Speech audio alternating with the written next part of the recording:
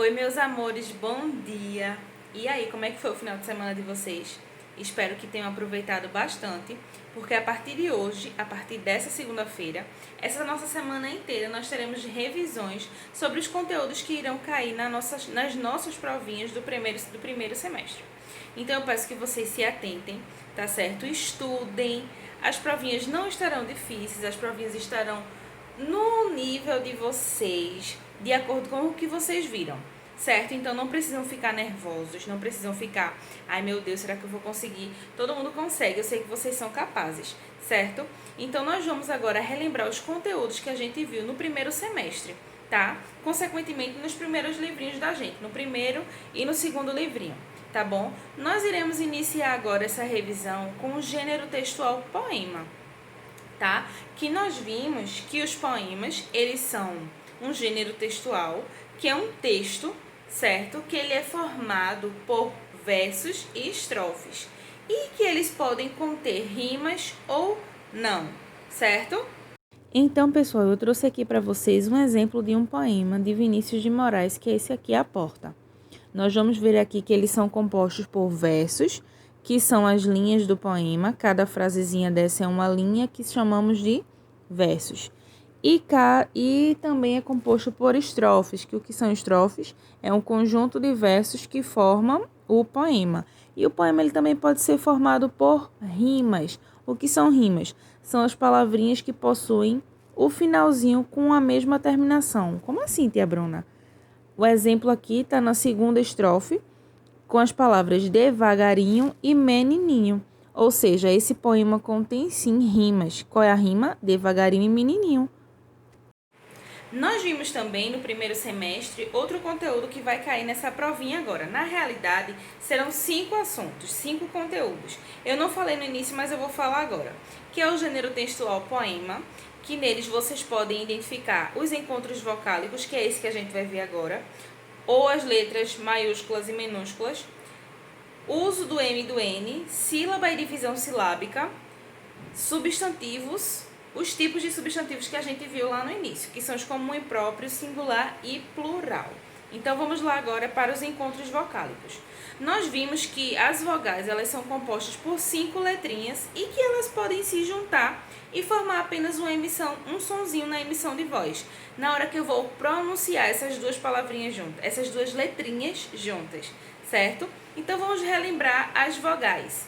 São elas, repitam comigo, tá? Quero ver você falando. A, E, I, O e U. Então, essas letrinhas, elas podem se juntar e formar um único sonzinho na hora que a gente pronuncia, certo? Então, eu separei aqui para vocês alguns exemplos de algumas palavras que possuem os encontros vocálicos. Prestem atenção aqui agora. Olha só. Eu separei aqui para vocês ao, que se eu juntar o A e o O, se eu juntar essas duas letrinhas, eu formo ao. Um exemplo de uma palavra que tem esse encontro vocálico, pão. Ei, que é o EI. Eita, que é uma palavra que a gente pronuncia muito no dia a dia. Ai, ia, que diga ia, iate, ou, ouvido, ui, piauí. Então, a gente viu aqui que nesses cinco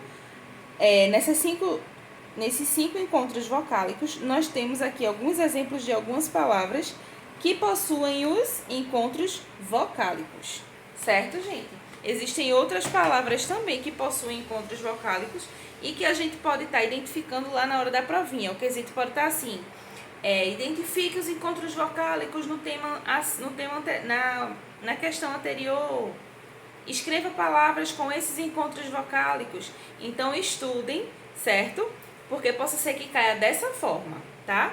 Outro conteúdo que a gente viu também, que eu trouxe até uma musiquinha para vocês, foi o uso do M e do N. A gente viu que o M, a letrinha M, é aquela que tem 3 perninhas, ela só pode ser usada antes de quê? Do P e do B, certo? Então, em uma palavrinha que está lá escrita, para a gente conseguir identificar qual é a letrinha que eu vou usar? Se é o M ou se é o N. Eu lembro dessa musiquinha que a gente viu em sala de aula. Vamos relembrar? Antes do P e do B, M. M de 3 perninhas, tá? E quando chegar o fim, M. Lembram dessa musiquinha que a gente viu na nossa sala? Então, se você lembrou, ótimo. Se você não lembrou, essa é a hora de relembrar e gravar ela aqui, ó. Porque na hora da prova vai ter esse conteúdo lá também, tá certo? Outro conteúdo que vimos e que também vai cair nessa nossa provinha de agora foram as sílabas e a divisão silábica. Nós vimos que as palavras, elas possuem sílabas e que elas podem ser divididas, certo? Na medida em que eu vou escrevendo e na medida em que eu vou pronunciando. Desculpa, gente. Então, eu separei aqui algumas palavrinhas. Peço desculpa a vocês também, porque meu piloto tá clarinho, tá? Mas tia Bruna vai resolver isso.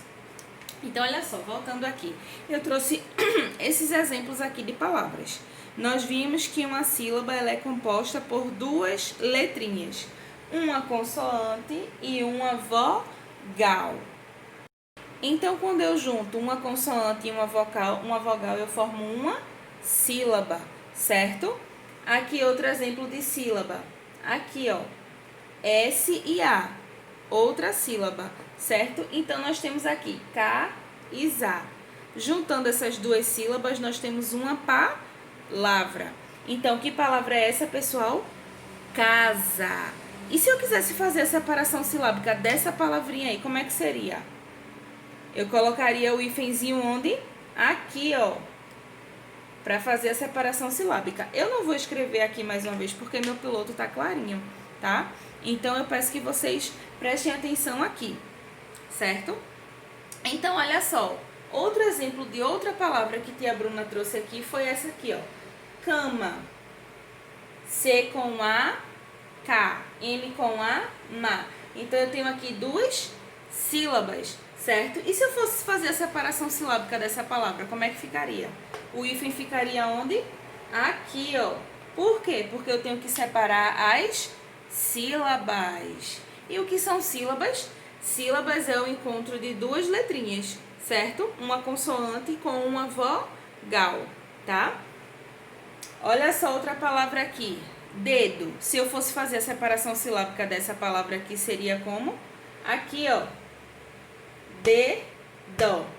E aqui agora, espelho. Como é que ficaria a separação silábica? Espelho. Então, gente, nós relembramos aqui agora os conteúdos sílaba. Que o que são sílabas? Sílabas são 2 letrinhas juntas, 2 ou mais letrinhas juntas, porque vão existir palavras que vão ter 3 letrinhas juntas, que juntas elas vão formar uma sílaba, certo? E nós vimos que as palavras elas também podem se separar, que é o assunto separação silábica, divisão silábica, certo? Outro conteúdo que vai cair na nossa provinha são os substantivos comum, próprio, singular e plural. E relembrando aqui, pessoal, agora o último conteúdo, que são os substantivos comum e próprio, tá? E plural e singular. Nós vimos na nossa aulinha de substantivos comum e próprio que substantivo é tudo aquilo que nomeia os seres, lugares e objetos no geral, certo? E agora o que são substantivos comuns? Substantivos comuns é o que nomeia os seres da mesma espécie, como por exemplo animais, lugares, objetos, certo? E o que são substantivos... Eita, deu branco, meu Deus do céu. Substantivo próprio. Substantivo próprio é quando eu pego um ser em específico e nomeio ele de forma individual. Que tia Bruna trouxe até o exemplo do ursinho Ted e ele voltou pra gente, gente. Olha só o ursinho Ted aqui. Eu até falei pra vocês na aula de substantivos o seguinte. Se eu pegar esse ursinho aqui e colocar ele no meio de vários outros ursinhos, ele vai ser apenas um substantivo comum. Por quê? Porque são vários ursinhos, então ele só é um urso. Agora, se eu pegar esse mesmo ursinho e nomeá-lo de Ted, ele vai ser um substantivo próprio. Por quê? Porque eu peguei esse urso e nomeei ele de Ted. Certo, gente? Agora, os substantivos plural e singular. Quando eu falo de substantivo plural, quando eu falo de substantivo singular, eu estou me referindo a apenas um objeto, a apenas uma pessoa, a apenas um ser, a apenas uma única coisa, certo? Agora, se eu coloco o substantivo no plural, eu estou me referindo a mais de uma coisa, ou seja, duas ou mais canetas, dois ou mais pompons, dois ou mais ursinhos, certo? Então, esse é o conteúdo substantivo, gente. Eu espero que vocês tenham relembrado e que tenha ficado bem claro para vocês, tá certo? Qualquer dúvida é só perguntar à tia Bruna, tá bom? Não fiquem preocupados como é que vai ser a prova, apenas estudem, tá certo? Eu sei que vocês vão conseguir tirar uma nota boa, independente dessa situação que a gente tá passando. Eu confio muito em vocês, porque eu sei que vocês são capazes, vocês são crianças inteligentíssimas e super esforçadas, e eu sei que vai dar tudo certinho, tá bom? Um beijo no coração de vocês, e estudem, tá certo? E tchau, tchau, até a próxima!